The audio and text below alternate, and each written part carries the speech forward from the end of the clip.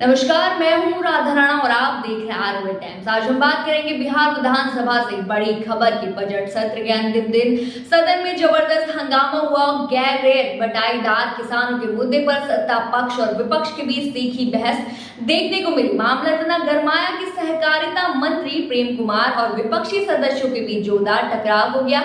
मंत्री प्रेम कुमार ने स्पष्ट शब्दों में कह दिया कि अगर हल्ला होगा तो उसका जवाब भी हल्ला से दिया जाएगा। दरअसल सीपीआईएमएल के विधायक वीरेंद्र प्रसाद गुप्ता ने बिहार में बटाईदार किसानों के लिए सरकार की योजनाओं को लेकर सवाल उठाए थे। उन्होंने जानना चाहा कि राज्य सरकार आखिर इन किसानों के कल्याण के लिए क्या कर रही है, क्योंकि बड़ी संख्या में ऐसे किसान हैं जिनके पास अपनी जमीन नहीं है लेकिन वे खेती करते हैं। इस पर सहकारिता मंत्री प्रेम कुमार ने सरकार द्वारा चलाई जा रही योजनाओं का ब्यौरा दिया और बताया कि बिहार में 26 लाख गैर रैयत किसानों को निबंधन पोर्टल पर किया गया है। लेकिन मंत्री के जवाब से विपक्ष संतुष्ट नहीं हुआ और विरोध करने लगा। विपक्षी सदस्यों का आरोप था कि मंत्री सवाल का जवाब देने के बजाय सरकार का प्रचार कर रहे। इसी बात पर माहौल गर्मा गया और मंत्री प्रेम कुमार भड़क उठे। उन्होंने विपक्षी सदस्यों को चेतावनी देते हुए कहा कि अगर वे हंगामा करेंगे तो जवाब भी उसी अंदाज में दिया जाएगा।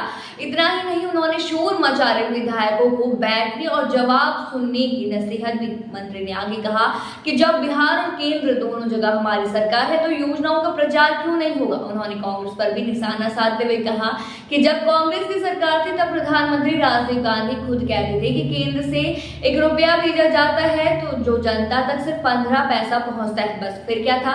सदन में पहले से जारी हंगामा और तेज हो गया। विपक्षी सदस्यों ने मंत्री की भाषा को असंसदीय करार देते हुए उनसे माफी की मांग कर दी। इस बीच विधानसभा स्पीकर नंद किशोर यादव के हस्तक्षेप किया और माहौल को शांत कराने की कोशिश भी की गई। उन्होंने कहा कि सरकार अपनी योजनाओं का प्रचार तो करेगी ही और विपक्ष को भी इसे समझना चाहिए। उन्होंने सभी विधायकों से शांति बनाए रखने की अपील की और कहा कि आज बजट सत्र का अंतिम दिन है, इसलिए गरिमा बनाए रखें।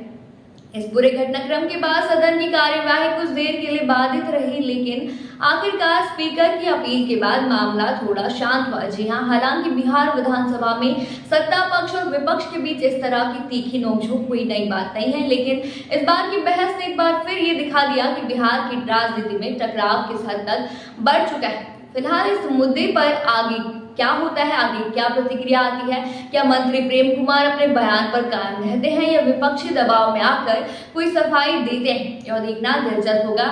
जैसे इस मामले में कोई नया अपडेट आता है हम आपको तुरंत ही जानकारी देंगे। आप क्या सोचते हैं इस मुद्दे पर हमें कमेंट सेक्शन में जरूर बताइए। फिलहाल के लिए इतना ही। बने रहिए आरएनए टाइम्स के साथ और साथ ही हमारे चैनल को सब्सक्राइब करना ना भूलें और फेसबुक वेबसाइट पर फॉलो जरूर करें।